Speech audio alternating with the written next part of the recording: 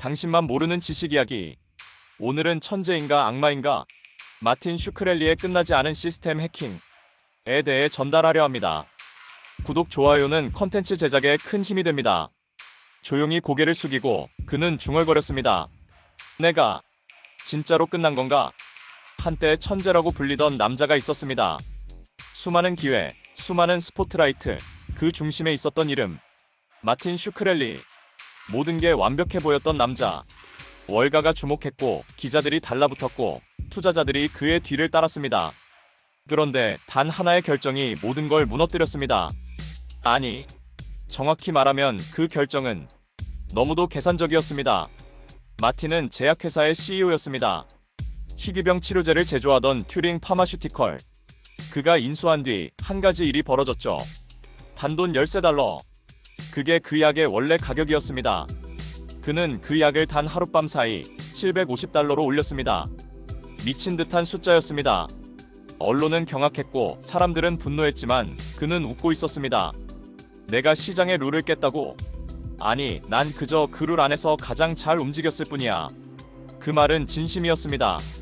그는 스스로를 천재라 믿었고 누구보다 똑똑하다고 확신했으며 그게 틀리지 않았다는 걸 초기에는 모두가 인정했습니다. 하지만 문제는 세상은 그렇게 단순하지 않다는 거죠. 카메라 앞에서 그는 당당했고 기자들의 비난을 비웃었습니다. 트위터에선 조롱과 도발을 쏟아냈고 미국 사회는 그를 미국에서 가장 미움받는 남자로 몰아갔습니다. 그런데 마틴은 이상할 정도로 즐기고 있었습니다. 어릴 적 그는 브루클린에서 자랐습니다. 이민자 가정의 아이, 늘 혼자였고 늘 책과 숫자에 파묻혀 살았습니다. 사회성이 없다는 말을 수없이 들었지만 그에겐 세상보다 더 흥미로운 게 하나 있었죠. 수학적 구조 속에서 이득을 찾는 것. 그는 규칙을 따르기보단 규칙을 해석했습니다. 다른 아이들이 교과서 문제를 풀 때 그는 이 구조 안에서 최대의 이익을 얻는 방법을 찾고 있었던 겁니다. 그런 성격은 월가에서 빛을 발했습니다. 헤지펀드에 입사하자마자 그는 회사에 경고장을 날렸습니다. 이 회사는 과소평가된 약품 회사의 주식을 사야 한다고. 그리고 실제로 그는 몇 번의 투자에서 미친 듯한 수익을 냈습니다. 사람들은 그를 젊은 늑대라 불렀고 그는 점점 더 대담해졌습니다. 그리고 그 대담함은 도덕의 경계를 넘어서게 만들었습니다. 희귀병 치료제 중 다라프림이라는 약이 있습니다. 톡소플라스마증이라는 면역력 약한 환자들에게 치명적인 질병에 쓰이는 약이죠. 특히 임산부나 HIV 환자에게 필수적인 생명줄이기도 했습니다. 그 약을 인수한 뒤 그는 아주 단순한 논리로 모든 걸 정리했습니다. 수요는 낮지만 필수야. 독점권은 있어. 그럼 이건 가격을 마음대로 조정할 수 있는 완벽한 상품이 되는 거지. 그는 하루아침에 가격을 5000% 인상했습니다. 그리고는 이렇게 말했죠. 이건 비즈니스야. 내가 잘못된 게 아니라 이 시스템이 잘못된 거야. 처음엔 단순한 반발이었지만 곧 들불처럼 번졌습니다. 의사들은 분노했고 환자 가족들은 절규했습니다. 인터뷰를 통해 울부짖는 목소리가 뉴스에 나올 때마다 그는 실소를 터뜨렸습니다. 감정은 시장을 이해 못할 때 나오는 반응이지. 하지만 결국 그가 틀렸던 건 세상은 숫자만으로 움직이지 않는다는 사실이었습니다. 그가 올린 약값은 실제 생명에 직결됐고 미국 상원은 그를 청문회로 불렀습니다.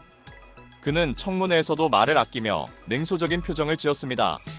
그리고 SNS에 그 장면을 캡처해 올렸죠. 국회의원들 얼굴 너무 웃기네 키읔키읔. 사람들은 경악했고 그는 기어코 역사상 최악의 CEO라는 타이틀을 얻습니다. 하지만 그가 진짜 무너진 건 다른 이유 때문이었습니다. 사람들이 그를 증오한 건 약값 때문이었지만 그를 감옥에 보낸 건 거짓말이었습니다. 그는 헤지펀드 운영 시절 투자자들에게 거짓 보고서를 내고 손실을 숨긴 채 허위 수익률을 제시한 혐의로 기소됩니다. 그건 금융 사기였고 약값과는 전혀 다른 영역이었죠. 재판 내내 그는 여전히 자신만만했습니다. 판사 앞에서도 변호사에게도 심지어 배심원단에게도 그는 세상을 가르치듯 말했습니다. 여러분은 이 시스템을 모르니까 제가 설명을 드릴게요. 그의 말투는 오히려 더 많은 증오를 불러왔고 결국 배심원은 유죄를 선고했습니다. 7년형. 그 순간에도 그는 고개를 갸웃했습니다. 내가 왜 감옥에 가야 하는데? 마틴 슈크렐리의 몰락은 단지 한 사람의 이야기로 끝나지 않습니다. 그건 자본주의의 맹점이었고 숫자만을 신봉한 한 남자의 끝이었고, 그리고 우리가 매일 먹는 약 하나에 숨겨진 비밀의 구조를 보여준 사건이었습니다. 하지만 여기서 끝나지 않습니다. 감옥에 들어가서도 그는 멈추지 않았습니다. 그 안에서조차 또다시 새로운 시장을 찾기 시작했죠. 그리고 바로 그때 모두가 예상치 못한 그 사건이 발생합니다. 감옥에서의 첫날, 그는 말이 없었습니다. 보통은 그제야 깨닫죠. 세상이 내게 등을 돌렸다는 걸. 하지만 마틴 슈크렐리는 달랐습니다. 여긴 통계적으로 봤을 때 오히려 기회야. 그는 죄수번호를 달고 있는 그 순간조차 숫자를 떠올리고 있었습니다. 이 안에도 인간의 구조가 있고 정보가 있고 그 정보는 곧 힘이 될 수 있다는 걸 알고 있었기 때문입니다. 다른 죄수들은 처음엔 그를 조롱했습니다. 밖에서 약값 올리던 놈이 이제는 싸구려 밥 먹으며 철창 뒤에 갇힌 꼴이니까요. 하지만 시간이 지나며 상황은 바뀌기 시작했습니다. 그는 시장이 무엇인지 알고 있었고 그 시장이 어디에 있든 자기 방식으로 지배하는 법을 알고 있었던 겁니다. 감옥 안의 도서관. 그가 처음 움직인 건 바로 그 공간이었습니다. 잡다한 책 더미 속에서 그는 특정 자료들을 수집하기 시작합니다. 약물 관련 논문, 생화학 기초 이론, 특허 기술의 공백 구간. 그가 감옥에서 읽은 책은 300권이 넘었습니다. 그리고 그걸 바탕으로 한 가지 계획을 세우기 시작하죠. 밖으로 나가면 나는 다시 부자가 될 거야. 이 시장은 아직도 구멍투성이니까. 그 말은 허언이 아니었습니다. 그는 복역 중에도 외부와 메모를 주고받으며 한 가지 암호화폐 프로젝트를 설계합니다. DRUGLIK라는 이름. 분산형 플랫폼을 기반으로 누구나 신약 개발에 참여할 수 있게 만든다는 개념. 사람들은 또다시 놀라기 시작했죠. 저 사람 아직도 멈추지 않았다고. 감옥 안에서 그는 이더리움 스마트 컨트랙트를 연구했고 블록체인 기반으로 약물 설계 정보를 공유하는 구조를 만들기 시작합니다. 진짜 혁신은 제도 바깥에서 나와. 지금은 모두가 날 미워하지만 결국엔 나 같은 놈이 시스템을 바꾸는 거야. 그의 말은 때때로 섬뜩할 정도로 논리적이었습니다. 동시에 한편에서는 충격적인 사건이 발생합니다. 희대의 아트워크, 힙합 역사의 한 조각이자 우텐클랜의 앨범 원스 어판 어 타임 인 샤올린. 전 세계에 단 한 장밖에 존재하지 않는 그 앨범이 마틴 슈크렐리의 소유였다는 사실이 밝혀진 겁니다. 그는 수백만 달러를 주고 그 앨범을 비공개 경매에서 낙찰받았고 심지어 이렇게 말했죠. 난 이걸 누구에게도 들려주지 않을 거야. 단 한 곡도. 그의 이름 앞에는 이제 단순한 사기꾼이 아니라 예술품 수집가, 음악 억제자, 시스템 해커라는 타이틀까지 붙기 시작했습니다. 사람들은 혼란스러웠습니다. 왜 저 사람은 이렇게나 비상식적인데 또 한편으론 천재처럼 보이는 걸까? 그리고 2022년 그는 출소했습니다. 감옥에서 나온 날 언론은 그의 입만 바라봤습니다. 이제라도 사과할지, 이제라도 후회할지. 하지만 그는 똑같은 얼굴로 똑같은 어조로 말했죠. 난 지금도 그 약값을 올린 게 옳다고 생각해. 사람들은 그를 막으려 했습니다.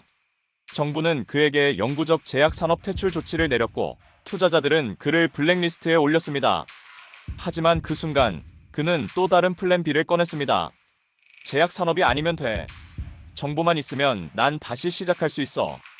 그리고 놀랍게도 그는 복역 중 만든 플랫폼 DRUGLIK를 실제로 런칭합니다. 비트코인, 스마트 계약, 커뮤니티 기반 신약 설계. 그는 또다시 시스템의 허점을 노린 겁니다. 기존 제약회사들이 수십억을 들여 개발하던 신약을 오픈소스화의 커뮤니티와 공유하고 모두가 연구에 참여하게 만들면서 특허의 개념 자체를 붕괴시키겠다는 선언. 사람들은 말했습니다. 이번엔 진짜 막을 수 없는 괴물이 돼버렸어. 하지만 모든 것에는 대가가 따릅니다. 그의 이름은 이미 신뢰를 잃은 브랜드였고 그가 손대는 프로젝트마다 투자자들은 망설이기 시작했죠. 결국 DRUGLIK는 정식 투자 유치에 실패합니다. 그가 믿던 혁신은 도덕 없는 천재의 손에선 대중의 신뢰를 사지 못한 환상이었습니다. 그리고 어느 날 그는 이렇게 말합니다. 사람들은 날 증오하니까 무슨 짓을 해도 다 나쁘게 보겠지. 그 말 뒤엔 잠깐의 침묵이 있었습니다. 그 누구보다 논리적인 남자, 그 누구보다 구조를 꿰뚫던 두뇌. 하지만 사람의 감정, 사회의 신뢰, 선이라는 개념은 그의 계산식 안에 없었던 겁니다. 결국 그가 실패한 건 시스템이 아니라 사람이었습니다. 그를 끝까지 따르던 투자자 중 하나는 이렇게 회고합니다. 그는 천재였습니다. 하지만 그 천재성이 인간으로서의 온기를 모두 잃어버렸죠. 그가 망한 이유는 그가 틀려서가 아니라 너무 맞았기 때문에, 그리고 그걸 증명하는 방식이 너무 차가웠기 때문입니다. 지금도 그는 새로운 계획을 세우고 있을지도 모릅니다. 하지만 우리는 그를 통해 단 하나를 배웠습니다. 세상은 계산으로만 굴러가지 않는다.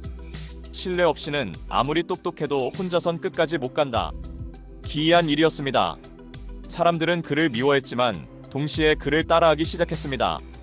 약값을 폭등시킨 최초의 CEO는 마틴 슈크렐리였지만 그 뒤를 따른 기업은 한둘이 아니었습니다. 보험과 특허, 시장 독점의 조합. 그는 단지 그 공식을 처음으로 노골적으로 사용했을 뿐이었고, 그걸 본 다른 이들은 이제 훨씬 더 정교하게 움직이기 시작했습니다.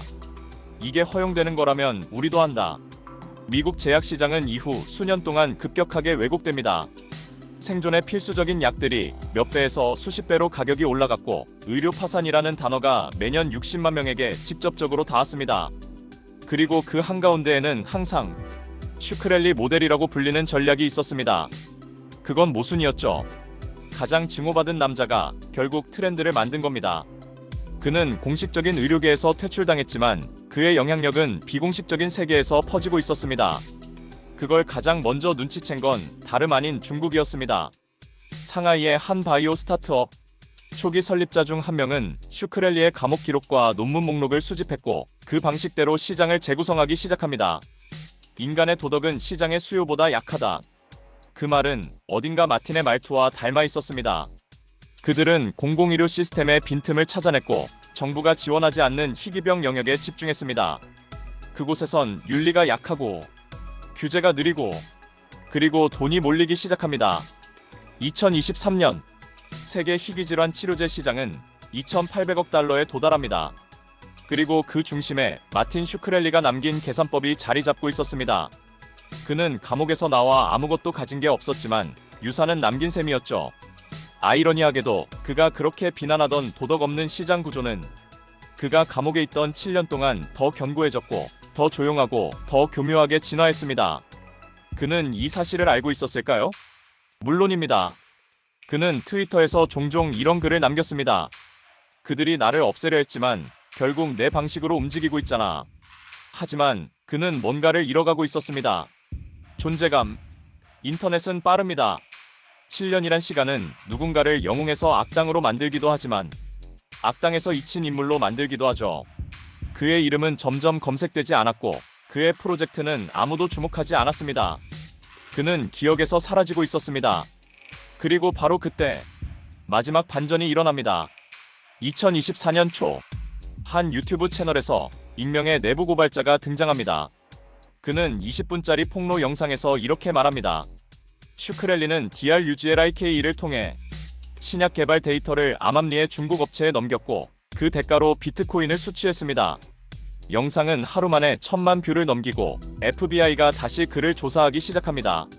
하지만 이번엔 이상했습니다. 슈크렐리는 아무 말도 하지 않았습니다. 평소 같으면 트위터에 폭언을 남기고 기자들에게 반박문을 날렸을 그가 완벽히 침묵한 겁니다. 사람들은 다시 두 가지로 갈렸습니다. 이번엔 진짜 범죄다. 아니다. 또 하나의 마케팅일 뿐이야. 혼란이 계속되는 가운데 한 기자가 그를 찾아가 인터뷰를 요청합니다. 그리고 그 자리에서 그는 아주 짧게 대답합니다. 내가 뭘 하든 너희는 날 용서하지 않을 거잖아. 그럼 이제 난 너희가 이해 못하는 방식으로 살아야겠지. 그 말을 마지막으로 마틴 슈크렐리는 모든 온라인 계정을 삭제합니다. 모두가 바라보던 화면 위에서 그는 그렇게 사라졌습니다. 그리고 다시는 나타나지 않았습니다. 그가 만든 플랫폼은 어느 날 접속이 불가능해졌고, 그가 사라진 다음 주 비트코인 계좌에 거액의 거래 기록 하나가 찍혔습니다. 어디로, 누구에게, 어떤 대가로? 그건 아무도 모릅니다. 하지만 하나만은 확실했습니다. 그의 이야기는 끝난 것이 아니었습니다. 그는 다시 돌아올 겁니다. 그 방식이 범죄든 혁신이든 그는 늘 시스템의 경계에서 최악과 최고 사이를 오가며 살아왔습니다. 우리가 마주한 건 한 명의 악당이 아니라 인간의 탐욕이 숫자로 형상화된 존재였습니다. 그는 우리의 거울이었고, 우리가 외면한 욕망의 끝자락이었습니다. 그리고 그가 남긴 한마디는 지금도 깊게 남아있습니다. 내가 틀렸다고 말하지 마. 그냥 너희가 그렇게 살 용기가 없는 것뿐이야. 다음에도 더 유익한 컨텐츠로 돌아오겠습니다. 감사합니다.